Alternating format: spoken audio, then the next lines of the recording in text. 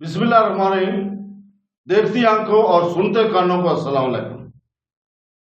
बहनों, भाइयों और बुजुर्गों, आज हम इस मालूमाती वीडियो में मुसलमा बिन अब्दुल मलक की तरफ से डरबंट की दोबारा बुनियाद को बयान कर रहे हैं, जो इस अहम तारीखी वाक़े की तमीराती और सखाफती पहलुओं को बयान करती है।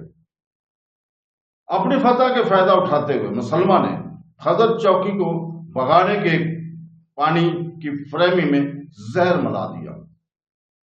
इसने शहर को डरबंट के एक अरब फौजी कॉलोनी मिस्र के तौर पर दोबारा कायम किया। इसकी किलाबंदी को बहाल किया और इसे 24,000 फौजियों के साथ घेरे में ले लिया, जिनमें से ज्यादातर शाम से थे। इनके असल जिला जट के लिहाज से क्वार्टर्स में तकसीम हुए।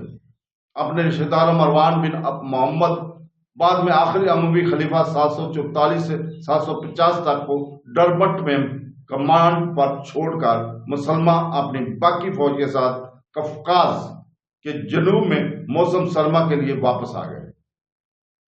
इस पर कब्जा के बावजूद मुसलमान शाम के लिए बगैर गैर इत्मीनान बख्श थे, जिसने मार्च 732 में अपने भाई की जगह मरवान बिन मोहम्मद को ले लिया। इसके बाद मुसलमान अम्मी जिंदगी से सबतोश हो गए। मुमकिन तौर पर शुमाली शाम में अपनी वसी इमलाक में इसने यजीद सानी के बेटे अल वलीद की जगह अपने बेटे अबू शाकर मुसलमा को अपना जानशीन मुकर्रर करने की शाम की कोशिशों की हमायत की। मुसलमा का इंतकाल 24 दिसंबर 738 को हुआ, जिनकी मौत के साथ ही शाम ने अमवी खानदान में अपनी जानशीनी के मंसूबों के लिए एक बड़ा हामी खो दिया। अल वलीद ने शाम की वफात के बाद 743 में 7843 में अलहाक किया। मर्रख करून के अल्फाज में मुसलमा का शुमार अमवी घर के सबसे मशहूर जनरलों में होता है। कसंतुनिया पर अजीम हमले के कमांडर और 9वीं सदी के अवैल में 20 साल से ज्यादा के बानी के तौर पर मुसलमान डरबंट अरसे तक इस्लामी अमवी ताकत का एक अहम किरदार और मशरक की स्टेज पर एक अहम अदाकार था।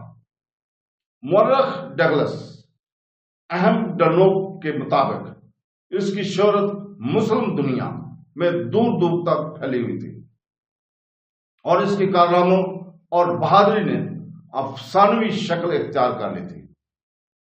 तो दोस्तों, कल हम इंशाअल्लाह ताला इसी वक्त मुसलमा बिन अब्दुल मलक की अफसानवी रवायात को बयान करेंगे। उम्मीद है आपको हमारी जिदोजहद पसंद आती है और इस तारीखी मौजू से मुतल्लिक हमारी तमाम वीडियोस को जरूर देखें। अल्लाह आपको जज़ाए खैर दे। अल्लाह हाफ़िज़।